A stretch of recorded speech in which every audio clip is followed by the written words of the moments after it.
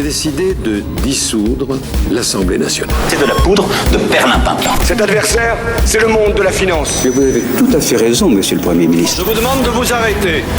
David Revaud-Dallon, ça reste entre nous. Bonjour, ça reste entre nous sur Radio J, l'émission politique comme nulle part ailleurs. Les meilleurs spécialistes réunis pour expliquer les coulisses, décrypter les choix, les stratégies, les réussites et les petits malheurs de nos femmes et de nos hommes politiques. Le tout sans la moindre langue de bois, c'est rare. Et c'est tous les mercredis, 21h sur Radio J. Alors cette semaine, on va bien sûr parler de la droite qui ne sait, comme d'habitude, plus vraiment où elle habite, mais qui, c'est nouveau, a un candidat presque déclaré. C'est Laurent Wauquiez qui vient enfin, me direz-vous, de sortir du bois. Et puis bien sûr, presque comme chaque semaine, le grand bazar de la gauche, ça tangue dangereusement entre les différentes composantes de la NUPES. Après avoir insulté le communiste Fabien Roussel d'avoir traité de collabo, les Insoumis veulent désormais expulser le PCF de l'Union de la gauche. Est-ce que c'est le début de la fin ? Puis enfin, on va parler du plan de Emmanuel Macron pour la sécurité et l'annonce du déploiement de plusieurs dizaines de brigades de gendarmerie. On dira évidemment un mot de la disparition hier de Jean-Pierre Elkabbach à 86 ans. Décrypage tout de suite avec nos invités. Alors, pour en parler autour de la table, l'élite du journalisme politique français, les Top Guns du décryptage, les forces spéciales, la crème de la crème. Et aujourd'hui, c'est la Dream Team. Et tout d'abord, l'indispensable Roselyne Febvre. Roselyne Febvre, éditorialiste politique, rédactrice en chef à France 24. Bonsoir Roselyne. Bonsoir à vous, David. L'inévitable Mickaël Darmon, i24 News. Bonsoir Mickaël. Oui, merci beaucoup pour l'inévitable. On va essayer d'éviter quand même. Et l'inarrêtable Antonin André du Journal du Dimanche. Bonsoir Antonin. Bonsoir David. Je vous rappelle la règle du jeu, pas de off, pas de langue de bois, vous pouvez vous livrer sans phare, vous lâcher, tout nous raconter, bien entendu, tout ceci reste entre nous. Alors, la question que tout le monde se pose, la droite est-elle au retour ? C'est le premier sujet de notre débat. Dimanche à Valence, Laurent Wauquiez, patron de la région Auvergne-Rhône-Alpes, a fait un premier pas vers une candidature à la présidentielle de 2027. C'était à Valence, à l'occasion de la rentrée des jeunes LR, où il a discouru pendant plus de 30 minutes. On en écoute un bref extrait. Je connais le prix à payer pour tout cela. J'ai mesuré ce qu'il en coûte de sérénité et de détermination pour déverrouiller la République française. Et aujourd'hui, j'y suis prêt. J'y suis prêt, nous dit-il. Il faut préciser que cette allocution, elle intervient après plusieurs mois, pour ne pas dire plusieurs années de discrétion, voire de mutisme sur la scène politique nationale. Il était temps, non, Mickaël Darmon ? Oui, il était temps surtout pour Éric Ciotti, qui a absolument besoin de faire valider son candidat naturel pour montrer que lui, il a réformé ce parti, qu'on est sorti des épisodes mortifères des primaires et qu'il a maintenant pour son parti le candidat qui va ramener la droite LR au pouvoir. Personne ne rit. Et donc, de ce point de vue-là, personne n'a rigolé. C'était un moment intéressant. Il a dit je suis prêt. Bon, c'est très bien. La question de savoir si les Français, eux, sont prêts.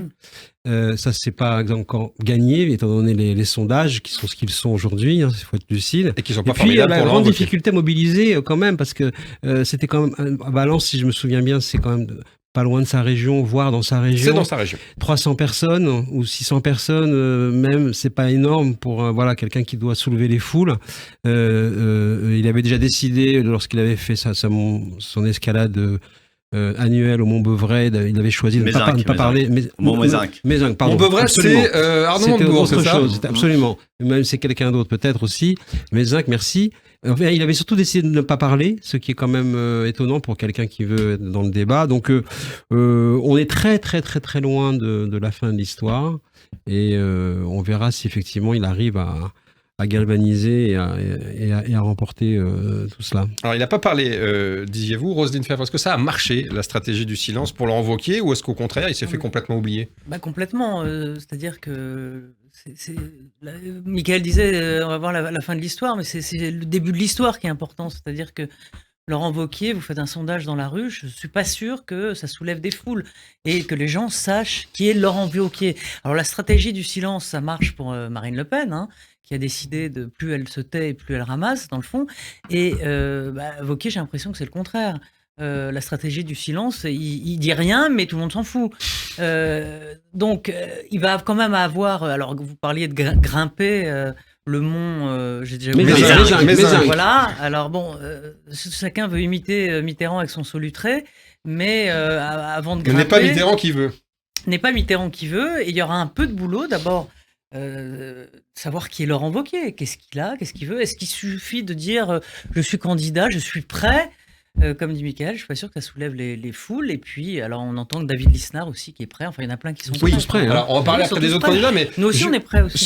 sur Laurent Wauquiez, Antonin André, je sais qu'on est en 2023 et que 2027, c'est encore loin, mais il y a quand même une question qu'on se pose. Est-ce que c'est pas déjà trop tard aujourd'hui pour Wauquiez? Alors moi, je vais prendre le contre-pied de mes petits camarades. Je ne crois pas du tout. Intéressant. Je crois pas du tout. Je pense que Laurent Wauquiez, effectivement, est sorti très très abîmé de la séquence où il avait repris le parti, où il était extrêmement radical, où il avait chassé sur les terres de l'extrême droite. Voilà, il avait quitté après les élections européennes, qui avait été un naufrage. 8%. D'ailleurs, un naufrage à relativiser au vu du score de Valérie Pécresse à la dernière présidentielle. Et donc, Laurent Wauquiez est parti dans sa région. Il s'est fait plus rare. Je pense que sur le fait que ce soit bénéfique politiquement, moi j'en doute assez peu, parce que je pense que s'abîmer dans les chaînes d'infos en commentant du matin au soir les polémiques, réagir à la réforme des retraites, je pense qu'il avait rien à y gagner et que c'est très bien justement qu'il soit sur son Aventin. Par ailleurs, il a aussi, je ne veux pas le réhabiliter, mais enfin c'est aussi quelqu'un qui a vu pas mal d'intellectuels, d'économistes pendant tout ce temps-là, notamment des gens de gauche.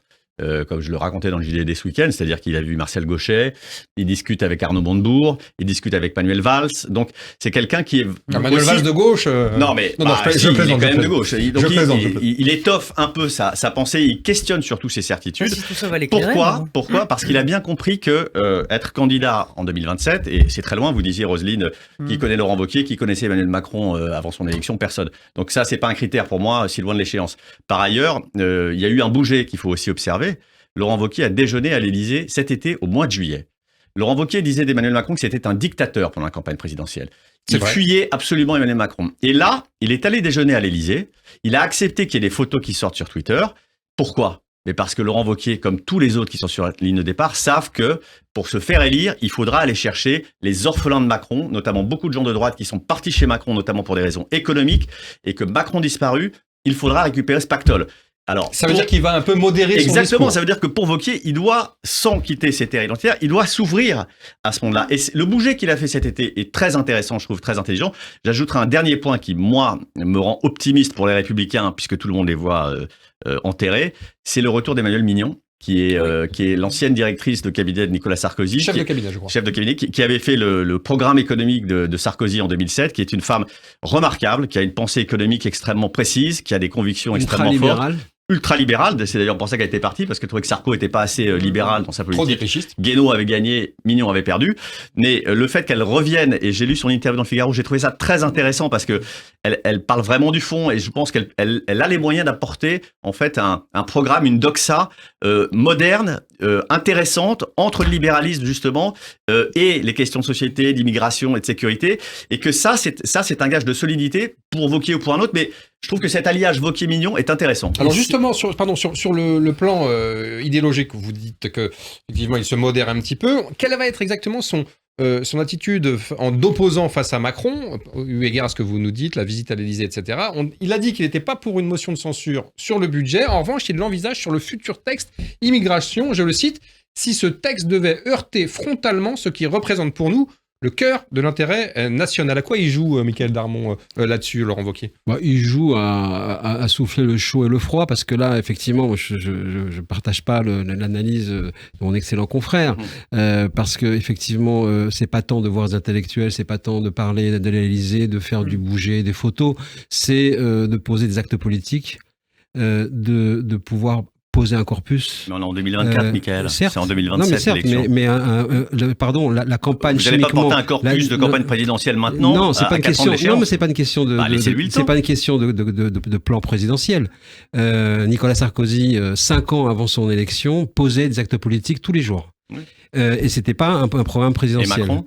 Et Macron, il l'a pas fait. Mais là, on parle de la droite. On parle pas de quelqu'un qui arrive d'ailleurs et qui vient récupérer les centristes qui étaient en déshérence. On parle de la droite. Et en plus, vous parlez d'Emmanuelle Mignon, c'est parfait. Emmanuelle Mignon, je suis entièrement d'accord. J'apprécie aussi beaucoup cette personne et sa rigueur et sa intellectuelle extrêmement brillante. Elle va lester un petit peu le corpus idéologique. En étant totalement cadré sur un programme libéral, c'est-à-dire pas de manière antagoniste, un programme libéral, je doute que ça soit de nature à pouvoir attirer les macronistes de droite. Regardez, ça, elle va porter le corpus libéral qui va attirer un certain nombre justement de macronistes de droite, parce qu'en fait, ceux qui sont partis chez Emmanuel Macron sont des libéraux, et Wauquiez, qu'est-ce qu'il porte lui? La droite sociale. Et je pense que le calcul de dire le mélange entre Buisson, le mélange pas social. Il a porté la droite identitaire. Sociale. Non, mais pas seulement. Le cancer de l'assistanat, c'est quand même c'est pas la droite sociale, le cancer de l'assistanat. Mais ça parle aux classes populaires. Ce que je veux dire, c'est que ça n'est pas seulement l'enfermer dans l'identitaire. À mon avis, c'est une erreur. Laurent Wauquiez ne se résume pas à ça. Mais il s'est enfermé là-dedans. Mais il ne se résume pas à ça. Je suis désolé. Il a fait une erreur tactique, et je pense que, l'alliage Mignon-Wauquiez, à mon avis, est un alliage intéressant et qu'il ne faut pas enterrer. Alors, il a suscité beaucoup de commentaires à droite, ce discours de Wauquiez, et notamment commentaires de quelqu'un qui compte dans ce camp. Je pense bien sûr à l'ancien président Nicolas Sarkozy. C'était lundi matin sur RTL, on l'écoute. C'est pas moi qui ferai le leader ou qui que ce soit d'autre. Vous m'interrogez sur Laurent Wauquiez. Il a été mon ministre pendant 5 ans. C'est un garçon très talentueux, avec qui j'ai des liens d'amitié. Et je préfère quand il parle que quand il se tait. Parce que je ne crois pas, pour prendre une image sportive, moi qui aime tellement de sport, qu'on gagne Roland-Garros en jouant petit bras. J'ai dit tout le bien que je pensais de monsieur Gérald Darmanin, que j'aime beaucoup. Après, il y a un peloton, et on verra dans la montée de l'Alpe d'Huez, c'est-à-dire quand on s'approchera de la présidentielle, celui qui va se détacher. Alors, jolie métaphore sportive, mais on a connu soutien plus franc et massif, Roselyne Febvre, quand même. Hein. Oui, enfin, il met les deux dans la mêlée. Oui, bien sûr. Quand même petite préférence pour Darmanin, si on décrypte un peu. Oui. J'en sais rien. Bon, de toute façon, avec Nicolas Sarkozy, qui trop embrasse. Vous dites que c'est un peu le baiser de la mort. Un peu, mais de toute façon, Nicolas Sarkozy s'était toujours juré de dire, donc, après moi le chaos, après moi le déluge. Donc, bon, cela dit, Macron est passé entre les deux. Sarkozy se voit effectivement encore en faiseur de roi. Le sera-t-il? La preuve que non. Pour l'instant, il s'occupe de ses affaires judiciaires. Mais c'est vrai que oui, il met les sacs de boxe au milieu du ring. Et puis chacun. Oui. Et puis c'est oublié un peu vite comment il avait voué aux gémonies Laurent Wauquiez lors des dernières élections, avant-dernières élections présidentielles. Et au fond, il n'est pas sincère quand il dit ça, parce qu'en fait, il dit tout à chaque fois et son contraire. Donc c'est pas vraiment un enjeu. On sent quand même depuis quelques semaines, quelques mois, une petite préférence pour Gérald Darmanin. Enfin, en même temps, franchement, Nicolas Sarkozy aujourd'hui, il pèse quoi? Vous voulez dire qu'à droite, il n'est plus le faiseur de candidats? Faut pas oublier la rupture de la présidentielle. Hein. Il y a beaucoup d'électeurs de droite qui n'ont jamais avalé le fait qu'il n'a pas supporté la candidate de sa famille, quoi qu'on en pense. Ouais. C'est pas le sujet. Mais de ce point de vue-là, c'est compliqué. Donc, on sait que voilà, lui, il veut toujours, et une partie du système médiatique, c'est légitime et normal, joue cela en lui donnant de l'importance, mais en réalité, il n'en a plus. Il en a moins. En tout cas, oui, je voulais juste rajouter que la problématique pour Wauquiez, c'est après un passé quand même de droite dur, identitaire. Donc le silence, évidemment, accompagnant. Il faut se rappeler aussi pourquoi le silence. Le silence, c'était quand même après d'abord la défaite très dure aux européennes, et puis ça venait aussi à la suite de la bourde, pour le moins, qui d'ailleurs concernait Nicolas Sarkozy, de ses propos qu'il avait lâchés sans contrôle dans un cours à l'école de commerce à Lyon. Lorsqu'il avait parlé du fameux bullshit. Et je pense qu'en fait, c'est là le moment qu'il a eu avec les Français. Vous savez, ça marche pour certains parce qu'ils ont un moment avec les Français. Nicolas Sarkozy, il a été président à la maternelle de Neuilly. Les gens l'ont mis de côté. Les Français l'ont mis de côté, ils ont trouvé sa singularité, ils l'ont fait grandir comme une cicave et ils l'ont ressorti quand il fallait. Chacun a eu son moment avec ses Français. Lui, son moment avec les Français, c'est quand il leur a dit, en fait, je vous dis du bullshit. Et c'est pas formidable. Alors, au moins, Sarkozy, il a un mérite. C'est que peut-être qu'il ne pèse plus à droite, mais il a quand même résumé le problème, c'est qu'il n'est pas tout seul, Laurent Wauquiez, dans la perspective de 2027. Il y a encore Xavier Bertrand qui n'a pas du tout raccroché les crampons, pour reprendre la métaphore sportive. Il y a le maire de Cannes, David Lisnard, qui rentre de plus en plus et qui en fait des tonnes. Il y a les représentants aussi de la droite macroniste, Bruno Le Maire, Gérald Darmanin, Édouard Philippe. Ça fait du monde à table, non, Antonin André, quand même? Oui, ça fait du monde. Alors, s'il faut se mouiller, moi j'ai vu David Lisnard la semaine dernière, on a publié une grande interview de lui dans le JDD ce week-end. Maire de Cannes, patron des maires de France. Ouais, je trouve que c'est un type qui est très intéressant parce qu'effectivement, il a une approche qu'on comprend bien, qui est je viens de l'expertise du terrain, je suis un fils de commerçant, donc je veux faire la politique du bon sens, arrêter d'emmerder les gens avec des contraintes administratives, être sur un modèle très libéral. Bon, je trouve que le fond de sauce est intéressant, mais il va pas au bout de sa démarche. Je trouve que pour le coup, si on se dévoile à ce point-là, comme il le fait lui, il faut aller au bout. C'est-à-dire, il faut dire, je m'engage pour porter un projet présidentiel. Puisque lui a tout ce corpus-là qu'il a posé. Et il ne va pas au bout. Donc, je suis un peu dubitatif. Sur les autres, moi, je trouve qu'il est très compliqué de les départager parce que tous ont leur chance. Et encore une fois, je suis persuadé que le match se jouera sur celui qui sera capable de rassembler les électeurs d'Emmanuel Macron jusqu'aux radicaux de LR. Encore une fois, je ne suis pas provoqué, mais vous trouvez qu'on l'enterre un peu trop mais vite. Je ris quand Michael dit son moment avec les Français, c'était bullshit. Bullshit, qui s'en souvient? Il y a quand même un problème. Les sondages s'en souviennent parce que les sondages sont l'image sur la sincérité. Le landerneau politique s'en souvient, mais franchement, les sondages ne sont pas faits auprès des journalistes politiques. Et de la même façon, je conteste vraiment de façon radicale, même si vous insistez, son positionnement identitaire. Il a eu un positionnement identitaire au moment où il était à la tête, où il a pris la tête du parti et des européennes, mais avant ça, le parcours de Laurent Wauquiez vient pas du tout de l'identitaire. Laurent Wauquiez, il vient de la droite sociale. Il vient de la droite sociale. Donc, il a changé. Mais un homme politique, ça change, Michael. Mais un homme politique, c'est la sédimentation de plusieurs couches.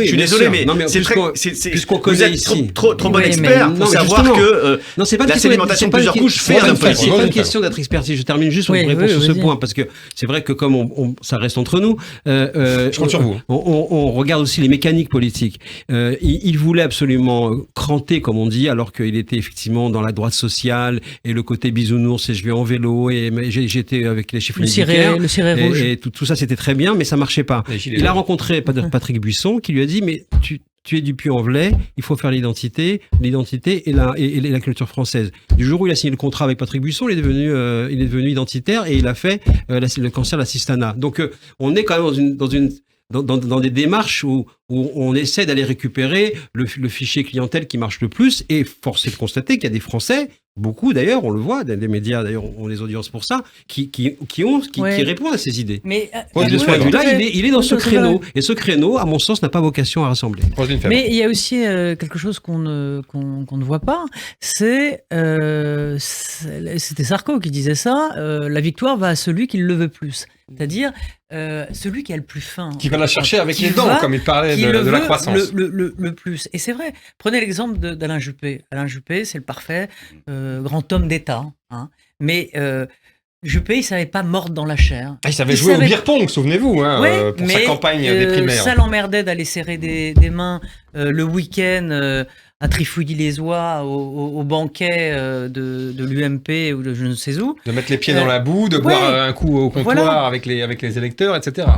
Voilà, un homme comme Villepin, pareil, qui n'a jamais voulu aller à la rencontre des électeurs. Mais je suis pas d'accord. Je pense que s'il y a un élément dans le fond de volonté et d'avoir faim. Quel est celui qui le veut plus? Après, il y a les éléments politiques. Ça, c'est une formule de Sarko qu'on a tous répété pendant des années. Elle ne correspond pas à la réalité. Mais bien sûr que si.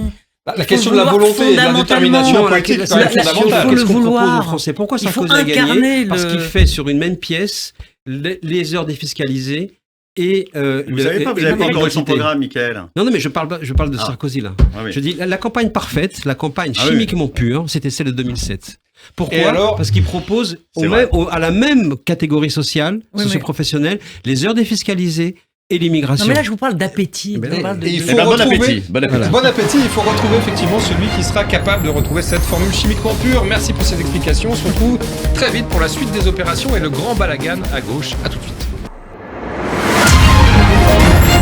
Ça reste entre nous. Roselyne Fèvre, Michael Darmon, Antonin André, on passe au deuxième sujet de notre débat, ça reste entre nous. On va parler de la gauche, vaste programme. La gauche qui s'était unie dans la NUPES, on s'en souvient, après les législatives de 2022, mais qui en cette rentrée prend l'eau de toutes parts. Et comme toujours, dans le rôle de bien du torpilleur, de l'artilleur en chef, on retrouve Jean-Luc Mélenchon ou ses proches. Dernier épisode en date, un courrier adressé vendredi dernier par Manuel Bompard, c'est le premier lieutenant de Mélenchon, courrier qui acte le départ du Parti communiste de la NUPES, de l'Union de la gauche donc. Le problème, c'est que les communistes n'étaient pas au courant et surtout qu'ils n'ont rien demandé. Alors, c'est le propos d'une purge. Hein, ouais, c'est un peu la purge stalinienne, même si il est plutôt d'obédience trotskiste, on le sait, Mélenchon. Alors, il a réagi, Fabien Roussel, et plutôt sèchement, on l'écoute, c'était au micro de nos confrères de RMC. Bah écoutez, après les insultes, l'exclusion, ça montre bien un petit peu les méthodes pratiquées par le chef de la France Insoumise. Je le regrette, c'est pas comme ça que nous procédons. Aujourd'hui, les urgences, elles sont pas là. Les urgences, c'est la vie chère et le pouvoir d'achat. J'aimerais bien que l'on puisse ensemble travailler à agir avec les Français. Moi, j'appelle à l'union dans l'action. Voilà, j'appelle. Pardon, mais c'est un gag. Vous ne pouvez pas dire ça. Vous pouvez pas dire j'appelle l'union pendant que vous avez quelqu'un qui vous dit que vous êtes parti et qui regrette que vous soyez parti. La question. On dirait une pièce de théâtre. Voilà, je vais vous le dire. Mais c'est pour ça que je trouve que c'est extrêmement regrettable. Je dis stop. Faut arrêter ces petites phrases, ces petits. Mais on doit travailler ensemble au service de l'intérêt général, au service des Français. Donc vous demandez à réintégrer la NUPES. Mais j'ai jamais sorti. Moi, on a toujours travaillé ensemble. On a un intergroupe à l'Assemblée nationale où les députés travaillent ensemble sur les mesures que nous défendons ensemble ou pas, parce qu'on a des différences. Donc des fois on travaille ensemble, des fois on travaille pas ensemble. On a le droit. Une coalition entre forces politiques, c'est pas une force politique, c'est une coalition de forces politiques dans lesquelles on se retrouve, on discute. Bon, ça promet pas vraiment des lendemains qui chantent, hein, Roselyne Ferve, cette affaire. Les insultes, l'exclusion, ça va loin là, non ? Oui, alors, mais c'était évident que la NUPES allait exploser de l'intérieur parce que elle fonctionne, y compris la France insoumise, un peu comme une citadelle imprenable. Donc, si on les attaque, ils se raidissent. Donc, l'explosion ne peut venir, ou l'implosion ne peut venir évidemment que de l'intérieur. Alors, il y avait une belle expression qu'avait Alain Duhamel sur Mélenchon. Il disait c'est un jardinier qui piétine son beau jardin. Mais c'est exactement ça. C'est bien vu. C'est bien vu. Et c'est un peu ce que fait Mélenchon aujourd'hui, c'est-à-dire qu'il est en train de casser le bel outil, en quelque sorte, qu'il avait réussi à construire. Je vois que Michael... Oui. Et je pense que Mélenchon n'aime pas la personnalité de Roussel, parce que Roussel essaie de faire du Mélenchon, par moment. Quand il appelle les Français à se rendre dans les préfectures, je pense que ça n'a pas plu à Mélenchon, qui considère que la révolution c'est lui. Ou l'après-révolution, c'est lui. La République, c'est lui, et la révolution, c'est lui. Ils ne sont pas tout à fait sur la même ligne, quand même. Roussel, plus laïque, plus... Non, mais j'entends bien. Mais quand il dit aux Français, on se demande ce qui est arrivé à Roussel le matin, il se lève où il dit ça. Bon, après, il rétropédale. Mais bon, on voit bien que les deux hommes, on sent qu'il y a une bataille d'ego aussi chez Mélenchon, qui se demande ce que ce type vient faire dans son cercle... Et sur son précaré. Antonin André, qu'est-ce qui se passe avec Mélenchon ? On a l'impression qu'il s'emploie lui-même à torpiller méthodiquement l'alliance qu'il avait lui-même fondée avec talent, on le disait, il y a un peu plus d'un an aux législatives de 2022. Alors Mélenchon est un cas qui me passionne, moi, depuis longtemps, et sur lequel je m'interroge. Aujourd'hui, je pense... Politiquement ou psychanalytiquement ? Justement, je pense qu'aujourd'hui, on est entre Tati Daniel et Ceausescu, suivant qu'on choisit d'en rire ou d'en avoir peur. C'est-à-dire qu'on est vraiment dans cette espèce de folie irrationnelle. Et je pense qu'il va falloir à un moment ou à un autre poser la question de l'expertise psychiatrique de Jean-Luc Mélenchon. Parce que en réalité, il a aujourd'hui... Docteur Jean-Luc et Mister Mélenchon. Il y a une forme d'irrationalité dans sa façon de faire de la politique qui est déroutante. Et au-delà, je trouve il faut le dire quand même, je commence à en avoir ras-le-bol, moi, des pudeurs de gazelle, comme il dit. Jean-Luc Mélenchon n'est pas un démocrate. Jean-Luc Mélenchon est un type autoritaire, totalitaire, qui en gros ne supporte pas la contradiction. Tout ce qui n'est pas lui, tout ce qui n'est pas LFI est un ennemi, qu'il soit de gauche, qu'il soit de droite, qu'il soit blanc, qu'il soit noir, peu importe, c'est un ennemi. Et il est dans une espèce et on le voit bien avec tous les personnages. Il y a eu un portrait de Mathilde Panot fait dans le Parisien tout à fait remarquable où on se rend compte à quel point cette femme est dans une espèce de haine, d'aigreur, elle terrorise tout le monde. Jean-Luc Mélenchon nous explique que c'est scandaleux parce que ce sont trois garçons qui ont écrit le papier, donc c'est un article féministe. Enfin, on rêve. C'est-à-dire que Mélenchon... Un article machiste. Voilà, un article machiste. Mélenchon, si vous voulez, quoi que vous disiez, de toute façon, vous avez tort, vous êtes un salaud, et lui est une victime. Ce qui me laisse pantois, parce que moi, à la gauche, c'est ma famille d'origine. Voilà, j'ai toujours voté à gauche. Voilà. Vous l'avez suivi pendant des années en tant que journaliste politique. Ce qui ne lasse de m'exaspérer, c'est à quel point il reste populaire dans cette partie-là de la gauche. Et je me dis, mais ces gens-là, soit sont des fous dangereux, soit on vit pas dans le même monde. Enfin, et je trouve que ça finit par être assez angoissant. Donc j'espère que d'une façon ou d'une autre, l'expertise psychiatrique sera demandée et qu'on pourra le neutraliser définitivement. Alors en parlant de brutalité, il faut rappeler un épisode qui a eu lieu la semaine dernière. C'était Sophia Chikirou, députée insoumise de Paris et très proche de Jean-Luc Mélenchon, qui avait comparé justement le même Roussel, le leader du PC, au collaborationniste Jacques Doriot. Je la cite, il y a du Doriot dans Roussel. Je rappelle que Doriot, c'est quand même le membre du PCF qui avait basculé à l'extrême droite dans les années 30 avant de collaborer avec l'Allemagne nazie et de rejoindre la Wehrmacht sous l'uniforme vert de gris. C'est quand même du brutal, Michaël Darmon, non ? On comprend maintenant pourquoi dans le dernier sondage, les Français considèrent que LFI est plus dangereux que le RN. C'est-à-dire que ils ont récupéré la culture de l'outrance, du dérapage, de la provocation, effectivement de l'anathème, parce qu'effectivement je souscris à 100% ce que vient de dire Antonin. On est face à un parti avec son fonctionnement et son leader qui n'ont rien à voir avec les processus démocratiques. Ce qu'on disait depuis le début à quelques-uns ici, on partageait ça depuis le début de la création de la NUPES. Dès le début de ce cartel électoral, c'est rien d'autre, la fin était déjà écrite. Parce que on savait qu'au moment des européennes, chacun irait dans son coin. On savait que la difficulté qu'auraient et on le voit bien, les insoumis, à se convertir à la culture de gouvernement et à la responsabilité quand on est dans l'hémicycle ou quand on est dans une position statutaire comme ils le sont maintenant depuis 2022, ça poserait un problème. Et Jean-Luc Mélenchon, il le voit bien. Pourquoi ? Parce que Jean-Luc Mélenchon, il a un problème supplémentaire. Il n'est plus dans l'hémicycle. Donc, il doit, depuis le début, on sait qu'il doit exister pour pouvoir avoir le contrôle sur le groupe. Ça c'est très connu comme processus. Et donc, il pose la conflictualité, le chaos et la fureur, alors que vous voyez déjà, dès le début du mandat, des députés chez eux qui commencent à dire attention, responsabilité, attention, le rapport au travail. Ruffin, dès le début, il dit il faudrait réfléchir sur la conflictualité, il faudrait réfléchir sur le travail. Or, vous avez pendant ce temps-là, tous ceux qui ont dit mais là, le travail c'est de droite, vive le droit à la paresse, d'où le fait qu'il se cartonne avec Roussel, parce que ce sont deux matrices politiques et certainement psychique, totalement différente. Justement, il n'est pas tendre, Fabien Roussel lui-même, avec l'insoumis en chef, avec Mélenchon. Le principal obstacle à la victoire de la gauche, c'est lui. On l'écoute, c'était samedi soir sur France 2. Non, mais c'est surtout les idées que j'ai portées depuis quelques mois après les élections présidentielles. Et donc, c'est sur les idées que je veux me battre, moi. C'est là-dessus. Oui, et donc, après les insultes, je demande stop, il faut qu'on arrête, et qu'on puisse se permettre d'avoir une gauche qui soit certainement différente de celle que la France Insoumise défend. Je pense qu'il y a de la place pour avoir une gauche républicaine, laïque, universaliste. En l'occurrence, et je veux reconnaissez, Fabien Roussel, que défendre. Les Français, ils ont voté pour Jean-Luc Mélenchon et pas pour vous à la dernière présidentielle. Il a pour lui les 22%. Mais bien sûr, mais ça c'était il y a 1 an et demi. Vous pensez qu'ils ont changé ? Je pense que ça change, oui. Et je souhaite que ça change. Je souhaite que ça change. Et je souhaite que la gauche gagne, et elle ne gagnera pas avec Jean-Luc Mélenchon.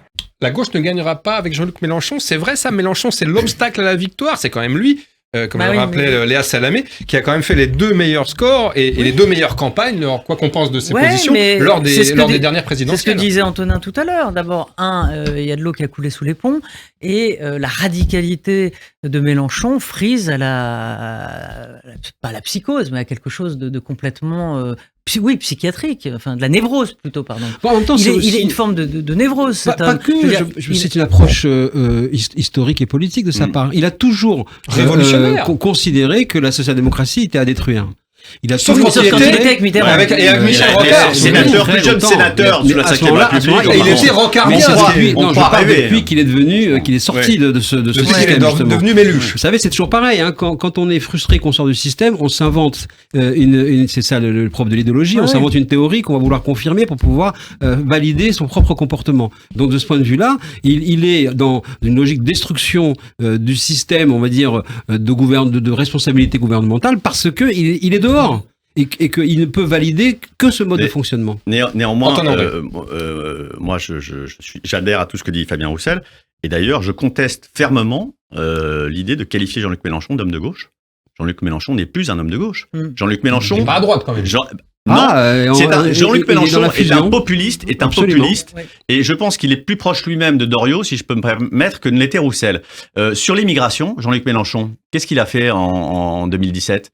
Il a fait campagne en expliquant que l'immigration était un problème et qu'il fallait régler le problème de l'immigration dans les pays d'origine, devant la Méditerranée. Ce que disent les représentants de Donc qu'est-ce l'extrême qu'il droite. fait ? Il dresse une passerelle avec le Rassemblement national, il partage exactement le même constat que le Rassemblement national, sans totalement l'assumer. Pour moi, ce jour-là, Jean-Luc Mélenchon a trahi la gauche. Ça n'est pas un homme de gauche. Parce qu'effectivement, il sait qu'il a des électeurs. Et je pense qu'il rêve que l'extrême droite arrive au pouvoir. Puisqu'il sait qu'il ne gagnera pas, je pense qu'une partie de la France insoumise... Ça j'en sais rien, mais il y a une deuxième raison, attendez, Roselyne, il y a juste une deuxième raison. Il y a ça, et il y a qui est un totem de la gauche universaliste telle qu'on la connaît, la laïcité, et effectivement la laïcité à la française, qui est un pilier fondateur de la gauche. Et qu'est-ce qu'il fait Jean-Luc Mélenchon ? Il verse dans le communautarisme. Il a un mal fou en fait à assumer le fait qu'en fait son corps électoral aussi est dans les banlieues, dans les communautés musulmanes, et que donc il ne stigmatise pas ces gens-là. Jean-Luc Mélenchon n'est pas un homme de gauche, c'est un traître à la gauche, et aujourd'hui c'est quelqu'un de dangereux pour notre démocratie. Alors attendez les amis, parce qu'il y a quand même un problème avec Jean-Luc Mélenchon, c'est que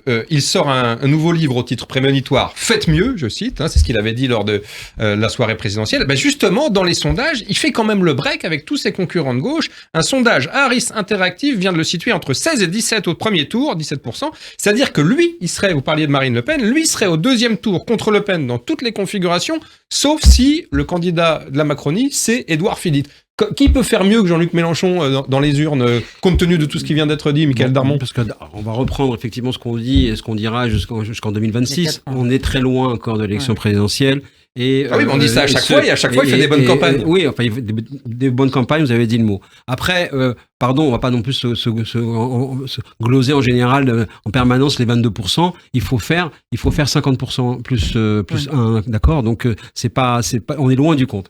Ensuite, quand il dit faites mieux, je pense qu'il faut qu'il finisse à la fin de la phrase, c'est faites mieux que moi. Bien sûr. qu'en réalité, il provoque. Parce que tout ça, c'est fait pour être candidat encore en 2026. En tout cas, tenter d'être candidat en 2027. Ce qu'on a oublié de préciser dans le profil du bonhomme, c'est qu'évidemment, c'est le culte de la personnalité. C'est-à-dire que, comme tous les potentats, il a une espèce de certitude que après lui, personne. Il ne peut plus rien, voilà. et que voilà, il est une espèce de nécessité totale pour le monde qui l'entoure. Et c'est une dérive totalitaire. C'est l'Albanie sans les scores électoraux. Exactement. C'est sans le soleil. Mais surtout. Cuba sans le soleil, pour pour prolonger ce que dit Antonin, justement, au fond, lui, il considère qu'il n'est pas il n'est plus dans le système de la gauche, et de ce point de vue-là, il considère que son parti, il doit avancer uniquement en s'épurant, comme effectivement tous les partis totalitaires. Oui, enfin bon, est-ce que c'est pas une erreur stratégique de se taper systématiquement sur ses partenaires, Roselyne Fer ? On voit qu'ils partent tous déjà séparés aux élections européennes. Est-ce que c'est pas le début de la fin ? C'était prévu, mais vous avez dit partout ? Non, il y a partout. Oui, si Jean-Luc Mélenchon partout, alors là, on va... Cela ne nous regarde pas, et surtout, ça reste entre nous. J'avais traduit, mais c'est bien de le préciser pour effectivement la sérénité du débat. Non, mais le problème de Mélenchon, c'est qu'il pensait que la radicalité serait sa stratégie qui pourrait l'amener encore plus près du pouvoir. Il s'avère que cette radicalité, elle devient nocive. Elle devient nocive pour la France insoumise, nocive pour la NUPES. À tel point qu'effectivement, on le disait, les électeurs considèrent que le Rassemblement national est moins inquiétant pour la démocratie que la France insoumise. Voilà. En plus, l'idée d'avoir bordélisé l'Assemblée nationale, même si les Français étaient d'accord de voir dans le fond que leur vote correspondait aux législatives, à ce qu'ils voulaient, c'est-à-dire qu'il y ait une part où chacun puisse avoir sa part du gâteau et à pas laisser un Macron avec une majorité absolue, dans le fond, ça a donné quoi ? Rien de concret. Rien de concret. Donc, je pense que c'est la mauvaise stratégie pour lui. La NUPES, Antonin André, c'est comme Capri, c'est fini ? Oui, la NUPES, c'est fini. C'était un machin, effectivement, électoral, mais qui a marché, qui a bien fonctionné. Qui a marché. Et c'est un coup de tactique électoral one shot, quoi. Mais évidemment, on reconstruit pas la gauche sur la NUPES. Mais je pense que la gauche a un vrai examen de conscience à faire et un vrai Oui, aggiornamento à faire parce que on voit bien qu'entre LFI, les écologistes qui eux-mêmes sont travaillés, c'est-à-dire que chez les écolos, vous avez les rousseauistes qui en gros considèrent que le féminisme, que le barbecue c'est mal, que la paresse c'est le droit à la paresse, qui rejoignent un peu LFI. Puis il y a une autre tendance chez les écolos qui sont pas du tout, qui sont beaucoup plus institutionnels comme Jadot, qui prônent plutôt proche du PS. Voilà. Et au PS, vous avez de la même façon Olivier Faure qui fait de la godille sans qu'on sache vraiment exactement ce qu'il veut à part garder son siège de premier secrétaire du PS. Je crois que vous avez bien résumé le problème. Mais qui va pas donner une envolée au PS. Donc qui à gauche, et pardonne, je m'excuse d'avance pour lui, mais certainement pas Bernard Cazeneuve qui pour le coup ne déplace pas les foules, qui à gauche aura le courage et la voix et la force de dire la social-démocratie, voilà quelles sont ses valeurs, voilà le programme que l'on propose dans ce paysage-là, alliant écologie, progrès social, libéralisme, sécurité, immigration, parce que la gauche a abandonné ce terrain de façon extrêmement lâche et qu'aujourd'hui, elle n'est plus crédible sur ce sujet. Voilà. Il nous manque ça. Et si la gauche ne fait pas ça, eh ben, ils vont continuer à se battre dans une cour de récré et nous, on va continuer à se moquer d'eux. Eh bien, c'est la recherche du mouton à 5 pattes. Elle n'est pas terminée. À gauche, merci pour ces explications fort instructives. On se quitte quelques instants. On se retrouve très vite pour évoquer le plan sécurité et gendarmerie d'Emmanuel Macron. À tout de suite. David Revaud-Dallon, ça reste entre nous. Roselyne Febvre, Michaël Darmon, Antonin André, troisième et dernier sujet de notre débat. On va parler du grand plan qu'Emmanuel Macron vient d'annoncer pour la sécurité. 238 nouvelles brigades de gendarmerie, c'est énorme, créées sur tout le territoire. Une annonce qualifiée d'historique par l'Élysée.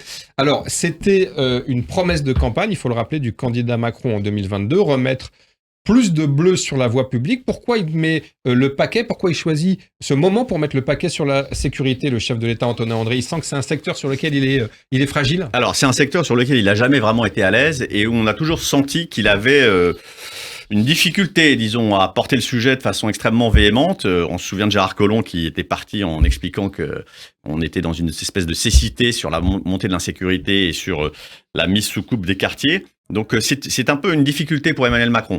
Là, en faisant ce qu'il fait aujourd'hui, d'abord, il y a deux signaux. Il y en a un qui est envoyé quand même, c'est la gendarmerie, vous l'avez dit, à ces villes moyennes, à ces petites villes qui ont le sentiment d'être un peu oubliées, négligées, y compris sur des sujets qui aujourd'hui les rattrapent, c'est-à-dire la délinquance, le trafic de drogue, voilà, les difficultés du quotidien auxquelles ils n'étaient pas habitués. On a vu, par exemple, au moment des émeutes urbaines, alors ça n'a rien à voir avec la drogue, mais tout de même, Laval, une ville de Mayenne tranquille, pour la première fois a connu des émeutes. Il y en a eu plus qu'à Rennes, qui est la ville gauchiste d'habitude. Voilà. Et donc, il y a effectivement une sorte de désagrégation de ce lien entre l'État et ces petites villes. Et la gendarmerie, le gendarme, a cette image de renouer ce lien-là. Donc ça, c'est un premier point. Et puis le deuxième point, oui, c'est vrai qu'il pourra se créditer quand même, à l'heure de son bilan, de dire Nicolas Sarkozy a fait baisser les forces de police. Emmanuel Macron, lui, les a fait augmenter. Donc, tout ça est cohérent et peut-être le petit bémol, c'est que c'est peut-être un peu tard. Il aurait peut-être dû s'y prendre un peu plus tôt. Alors justement, sur les petites villes et les villes moyennes, il s'est exprimé, Emmanuel Macron, sur ce sujet en marge de sa visite dans le Lot-et-Garonne. On l'écoute quelques instants. Je pense que c'est surtout une réponse à l'insécurité, au phénomène qu'il y a, et c'est comme ça que je regarde les choses. Et après, je ne fais pas ici de commentaires politiques, mais quand à chaque fois que parfois nos compatriotes ont le sentiment que l'efficacité n'est pas au rendez-vous, que la République n'est pas assez présente, ils peuvent à ce moment se tourner vers les extrêmes. Mais c'est d'abord un moyen objectif, parce que ça s'est fait aussi avec un très gros travail de la gendarmerie qui a regardé l'évolution de la délinquance ces dernières années, son évolution à venir. Ce sont des besoins. C'est donc un critère d'objectivité et de dialogue très local qui s'est fait. Alors, une réponse politique, il l'avoue quand même face aux extrêmes, et puis le souci de soigner les zones périphériques délaissées, comme le disait Antonin André. Avec un aveu quand même, hein, l'évolution à venir. L'évolution à venir. Donc ça veut dire que c'est pas fait pour s'améliorer. Mais surtout, c'est une réponse effectivement tardive, parce que normalement, c'était la réponse d'après les Gilets jaunes. Parce que c'est la réponse à l'abandon, au sentiment d'abandon dans les zones rurales, périurbaines et toute cette France tardive. C'est vrai que les Gilets jaunes c'était 2018. Ça veut dire à quel point au fond le traumatisme persiste, parce que c'est effectivement un grand traumatisé de cette épreuve qui restera l'épreuve matricielle de sa présidence. Hein. Ça c'est certain. Donc il apporte cette réponse-là. C'est le retour effectivement du symbole du service public dans des régions, dans les territoires, comme on dit maintenant, dans les zones où ça a disparu, avec quand même une question pragmatique, mais quand même qui aura son importance. Une gendarmerie, elle ferme à 17h. Donc, je veux bien, donc on va remettre les services publics, mais à 17h, on ne trouvera plus personne. Donc, il va falloir quand même que là aussi, il y ait la réforme de la réforme, c'est-à-dire peut-être élargir le temps de présence des gendarmes. Réformer la gendarmerie Cruchot. Hein. Par exemple. En tout cas, c'est vrai que si on a besoin, on a besoin des services, voilà. Et puis les services publics, ça n'est pas que la gendarmerie. La grande réussite, j'en terminerai par là, après les Gilets jaunes, ça a été le réseau des maisons France Service, qui là, effectivement, sont unanimement reconnu comme étant qui a permis de réinvestir un peu les services publics. Mais il va falloir que les gendarmes soient ouverts après 17h. Est-ce que vous êtes d'accord, Roselyne Fabre, comme dirait Cyrano, c'est un peu court, jeune homme? Non, pas du tout. Ah oui, c'est un peu... La réponse d'Emmanuel Macron. Ce que vient de dire Michael, je suis tout à fait d'accord. Et je pense que ça va... Oui, qu'est-ce que ça va faire? Mettre effectivement du bleu dans les rues, mais ils vont faire quoi? Ils vont patrouiller? Ils vont prendre des plaintes, ils vont faire leur travail de gendarme. D'accord, mais effectivement, ça va fermer à 17h. Donc, c'est une réponse, on va dire, pas cosmétique, puisqu'il y a quand même des Oui, mais moyens. ça ferme à 17h, mais ils seront là, ils seront en caserne, ils seront présents. Ils vont s'intégrer un peu. C'est important parce que c'est un écosystème. Ils vont s'intégrer à la société du village. Donc, vous allez avoir un visage familier, vous le verrez pas à la gendarmerie, vous le verrez à la supérette, au rayon légumes, et vous pourrez lui dire, j'ai des petits tracas, dis donc, mon voisin, il m'ennuie un peu, tu crois qu'il passe lundi à la gendarmerie, on en parlera. Donc, c'est ce lien-là aussi qui va être... Allez-y, Roselyne, allez-y, vous laisse terminer. Pas de mansplaining ici. Voilà. Non, mais j'ai perdu le fil, mais voilà, je pense que ce ne sera que cosmétique en quelque sorte. Et Emmanuel Macron avait une obsession, c'était l'économie. Depuis le début, depuis 2017, c'est l'économie, faire baisser le chômage, tout ce qu'il a fait le travail. Et il s'est peu, alors qu'il nous a bassinés avec l'ensauvagement qu'il avait piqué à je ne sais plus quel sociologue. Et il s'est peu préoccupé de la sécurité. Et résultat des courses, on a vu une Marine Le Pen, elle, qui a continué de grimper. Et qui surfe sur ce terrain. Est-ce que justement, alors mettons les pieds dans le plat, est-ce que la sécurité, c'est le point noir du bilan d'Emmanuel Macron? Ah oui, sans conteste, oui, bien sûr. La sécurité, l'approche effectivement régalienne de ce point de vue-là, ça n'est pas son sujet, comme on dit. Et là, ce qui est intéressant, c'est de voir qu'effectivement, lorsqu'on on voit le mapping, comme on dit, de la répartition territoriale de ces nouvelles brigades de gendarmerie. La moitié des circonscriptions LR et RN reçoivent une brigade. Vous voulez dire qu'il a soigné les circonscriptions où la droite est plus forte. Dans quel objectif ? Et le Rassemblement national aussi. Et le Rassemblement national. Dans quel objectif ? Tout simplement pour continuer effectivement à arrimer, à ne pas abandonner le terrain. Le résultat des sénatoriales montre bien, même si ce ne sont que 3 sénateurs RN qui rentrent, qu'ils ont augmenté en voix. Ça veut dire qu'il y a des petits élus qui, sans aucun problème, en tant que grands électeurs, vont sur un candidat RN sans aucun problème. C'est également l'analyse que fait un Bardella qui, lui, lorsqu'il dit sans embâche, il faut recréer l'UMP, envoie un message effectivement sur le terrain en disant « Allez, on refait ». L'UMP et donc le grand remplacement, ça va être le grand remplacement de LR par RN. C'est comme le vrai projet. Donc on est quand même sur des mécaniques qui sont les grandes mécaniques qui se cristalliseront pour 2026 et 2027. Et 2027. Alors, il y a aussi une question, est-ce que c'est une réponse aux émeutes qui ont secoué le pays cet été suite à la mort du jeune Naël tué lors d'un contrôle routier, ou est-ce que c'est déconnecté ? Alors, je sais pas si c'est une réponse. De toute façon, tout ça a été planifié très à l'avance, donc je pense pas que ce soit lié directement. Mais ceci dit, non, la réponence, elle arrive le 9, je crois. Alors non, ça a été annulé. Ça a été annulé, voilà. Donc et c'est là où la première ministre, pour les auditeurs, ça a été repoussé à journée. Devait faire des annonces lundi sur tirant les leçons des émeutes urbaines, avec un comité interministériel sur les violences urbaines, avec la ministre de la Ville, le ministre de l'Intérieur, enfin toutes les personnes concernées. Ça a été ajourné. Pourquoi ? À mon avis, c'est parce qu'il n'y a pas grand-chose à annoncer. Ouais. Et c'est là le pendant. Pas grand-chose à annoncer, c'est-à-dire que 3 mois après, vous êtes en train de nous dire que l'exécutif n'a rien en stock. C'est le pendant de ce qu'on vient d'exprimer. Comme Michael l'a très bien dit, comme on l'a tous dit ici, il y a besoin d'avoir ce symbole, de recréer du lien dans les quartiers. Mais le sujet parce que c'est ça qu'il y a derrière, du déclassement de certains quartiers, des inégalités, de l'intégration de gens qui sont nés en France, mais qui sont de 2e ou 3e génération. J'insiste, ça n'est pas un problème d'immigration, comme j'ai entendu bêtement un certain nombre de dirigeants politiques le dire, notamment d'ailleurs, pour ne pas le citer, Patrick Stefanini, qui a écrit un livre sur l'immigration et qui ne savait faire que m'expliquer que c'était un problème d'immigration. Voilà. En fait, voilà. Et là, il y a un problème de questionnement, mais c'est un questionnement extrêmement large qui concerne le désenclavement de ces quartiers. Qu'est-ce qu'on a raté, nous, pour que ces enfants qui sont nés en France ne se sentent pas français? Qu'est-ce qu'a raté l'éducation? Et ça, ce sont des réponses extrêmement complexes qu'il faudrait trouver, qu'il faudrait apporter. Mais on voit bien que sur ce terrain-là, le gouvernement n'a pas encore les réponses. Et même le système français ne le veut pas. Vous savez, moi, je garde en tête, et ça m'a vraiment marqué, lorsque Nicolas Sarkozy arrive au ministère de l'Intérieur en 2002, il veut faire une grande loi, justement, qui permet de régler tous ces problèmes en décloisonnant les ministères et en faisant un peu sur le modèle new-yorkais qui avait réussi à régler des problèmes, travailler ensemble, l'éducation, le social, l'intérieur, les finances. Il a obtenu une fin de non-recevoir massive de la part, à l'époque, de Jean-Pierre Raffarin, à Matignon, parce que ça revenait à décloisonner des terrains, des bastions administratifs, des corporatismes, et qu'il y avait une incapacité à pouvoir travailler ensemble. Et de ce point de vue-là, si cette réforme avait pu voir le jour, beaucoup de problèmes auraient pu être réglés. Alors, une question un peu plus politicienne derrière tout ça. On a quand même l'impression que c'est aussi un sacré coup de pouce du président à son ministre de l'Intérieur, Gérald Darmanin, qui, pour l'instant, tient pas vraiment ses promesses en termes de sécurité et qui, surtout, a beaucoup de soucis avec son futur projet de loi sur l'immigration. Vous confirmez, Michaël Darmon ? Je confirme que, comment dirais-je, faut pas oublier que Emmanuel Macron, il a fait une thèse sur Machiavel, sa thèse de DEA. Donc, ça a beaucoup inspiré. Le prince. Oui, bien sûr. Et surtout la technique, voilà, de faire monter l'un l'autre, de pouvoir diviser, d'être dans les jeux.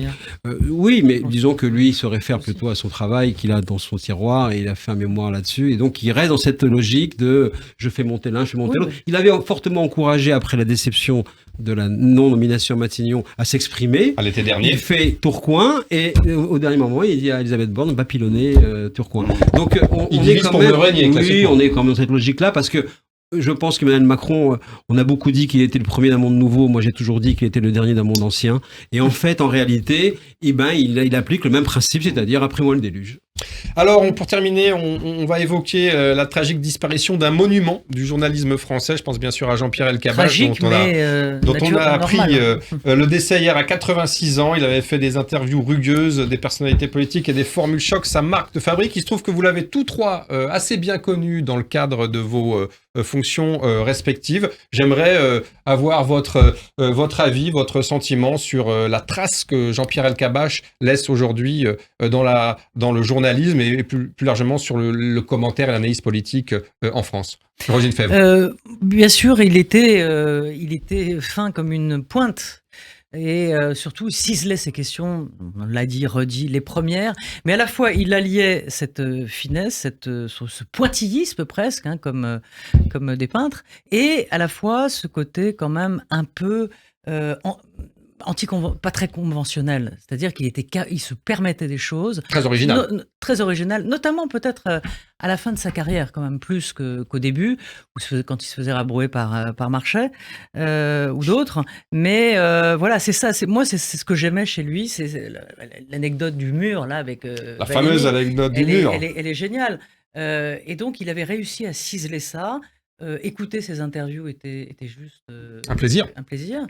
Voilà, je crois que tout a été dit, et celui qui en parle le mieux d'ailleurs, c'est Alain Duhamel. Voilà, et il était toujours... Ce que j'aimais chez lui, c'est cette curiosité permanente, cette inquiétude permanente, cette instabilité permanente, et on va dire sa névrose aussi qui était belle à porter et à voir. Instabilité permanente, parce qu'effectivement, les personnalités politiques qui se préparaient à l'affronter, entre guillemets, en interview, n'emmenaient pas large, j'étais obligé de travailler leur dossier. On pensait qu'il allait coller une droite, il filait un uppercut, quoi. Donc, le coup pouvait venir de toutes parts. Antonin André, vous l'avez aussi bien connu à Europe 1. Moi, je l'ai bien connu à Europe 1, effectivement. Il m'impressionnait d'abord. Quand je suis arrivé à Europe 1, je me suis dit, je vais rencontrer Elkabbach. Un monument. J'ai travaillé avec lui sur le grand rendez-vous et j'étais extrêmement admiratif du travail qu'il fournissait. C'est quelqu'un qui lisait énormément. Il lisait tous les livres, qui étaient extrêmement cultivés, qui avait une exigence intellectuelle qui était remarquable. Et je me suis dit, ce type, on dirait que c'est un jeune journaliste qui sort d'école et qui a une niaque d'enfer et qui veut encore faire ses preuves. Et ça, de ce point de vue-là, j'étais extrêmement respectueux de lui. L'autre image que j'ai, c'est aussi quelqu'un qui, effectivement, dans ses rapports avec le pouvoir, était pas toujours extrêmement franchissait parfois les limites. On a dit qu'il était très proche de la Giscardie au moment où François Mitterrand a été élu. Il a été un patron de presse aussi un peu dur et parfois un peu snake, comme on dit, c'est-à-dire un peu serpent, qui avait aussi une espèce d'attirance quand même pour le pouvoir et pour son influence à lui. Et donc il y avait un peu les deux visages.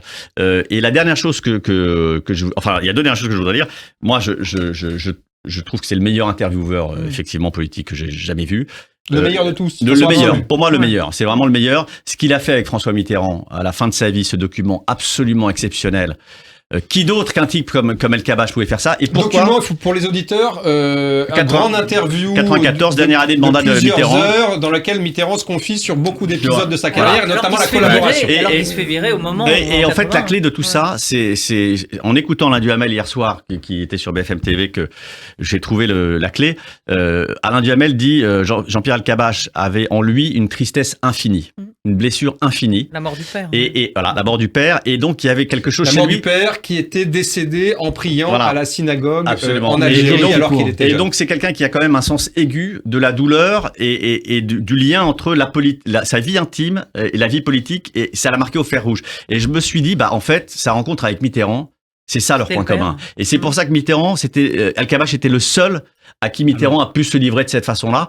Et ça, pour moi, c'est un monument du journalisme. Mitterrand a demandé à ce qu'il puisse s'exprimer sur son passé uniquement avec Jean-Pierre El Kabbach, qui à l'époque s'est posé un problème formel et qu'il était président de France Télévisions, dans la haute sphère. Il avait encore sa carte de presse, mais enfin il s'occupait d'autre chose. Et du coup, effectivement, il a fait cette interview-là, alors qu'il passait aussi beaucoup de temps avec Alain Duhamel. Il se faisait emmener en hélicoptère à l'époque avec François Mitterrand pour aller justement dans les grands cimetières de la monarchie française et discuter sur la mort en permanence. Michael, vous l'avez très bien connu, puisque c'est lui, je crois, qui vous a embauché quand vous étiez correspondant en Israël. Moi, les choses sont simples. Il a toujours été c'était une chance considérable que j'ai eue dans ma vie de pouvoir croiser son chemin. À toutes les étapes importantes de ma carrière, France Télévisions et ensuite Europe 1, il a été là, il m'a aidé, donc c'est vraiment quelqu'un que j'ai rencontré qui a été extrêmement puissant de ce point de vue-là, et ça c'est un hommage qu'il faut lui rendre, et ça on peut pas l'oublier. Effectivement, il avait à la fois la conscience et l'inquiétude de l'exilé. Ouais. Et l'inconscience et l'inquiétude de l'exilé. C'est-à-dire que ceux qui ont le sentiment qu'ils n'ont rien à perdre peuvent tout faire. Et à chaque fois ont peur de pouvoir tout faire. Et c'est exactement dans ce créneau ontologique que s'était installé Jean-Pierre El Kabbach. Je vous parlais de ce sentiment effectivement de tristesse qu'évoquait Alain Duhamel. On le voit à travers son regard. Oui, son regard, il y a toujours un fond triste et les yeux étaient toujours prêts à s'embuer et avec une énorme affectivité. À côté de cela, c'était quelqu'un qui, tous les hommages et tout ce qui a été dit, tout ça c'est vrai. Il aimait le pouvoir pour sa substance, du pouvoir. Parce que tous les journalistes politiques n'aiment pas le pouvoir. Mais ça, c'est encore autre chose. Moi, surtout, ce qui m'a marqué, parce qu'on l'a fréquenté, moi aussi, j'ai travaillé aussi au Grand Rendez-vous.